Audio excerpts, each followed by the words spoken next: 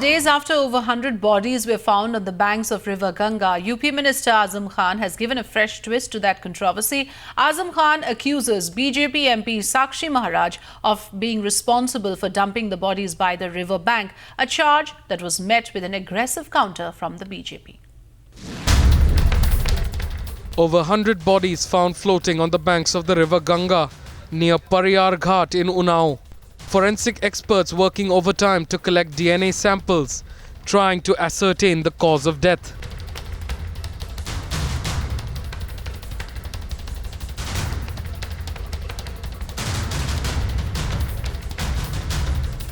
And days later, as political parties in UP squabble over the issue, Samajwadi Party leader Azam Khan giving it a fresh twist.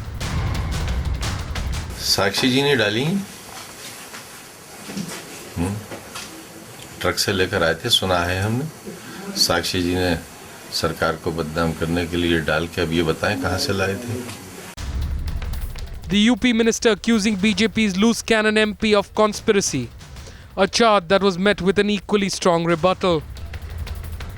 कि अगर मैंने लाशें फेंकवाई तो उनकी police क्या कर रही थी, उनका प्रशासन क्या कर रहा था, और परियर घाट तक ट्रक भेजने के लिए क्या उनके पिताजी ने बढ़िया सा सीसी रोड बनवा दिया था जिससे मैं ट्रक लेकर के गया, और एज मैंने ऐसा सब कुछ किया है तो आजम खान साहब को चाहिए मेरे खिलाफ FIR दर्ज करें।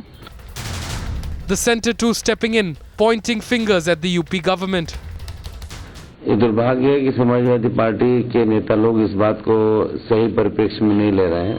हम कोई उनके संदर्भ में विपरीत बात कहना भी नहीं चाहेंगे, पर ये घटना है, चाहे कितनी भी शव हों, अगर इस ढंग से अगर फैले मिलेंगे तो चिंता स्वाभाविक है। But the fight is not just between the centre and the state government. BSP now demanding a CBI probe.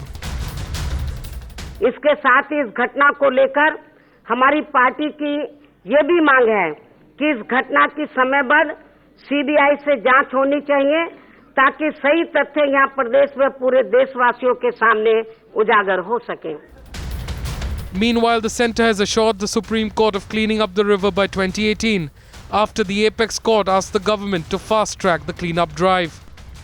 Ganga action plan है वो 1985 में शुरू हुआ और अब 30 साल हो गए, 2015 आ गया है, तो सुप्रीम कोर्ट बहुत चिंतित है कि भाई अब कितने साल और लगेंगे, 30 साल हो गए हैं।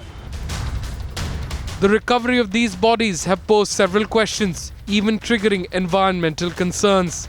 But the political parties only looking to gain leverage from the issue. Bureau Report, Times Now.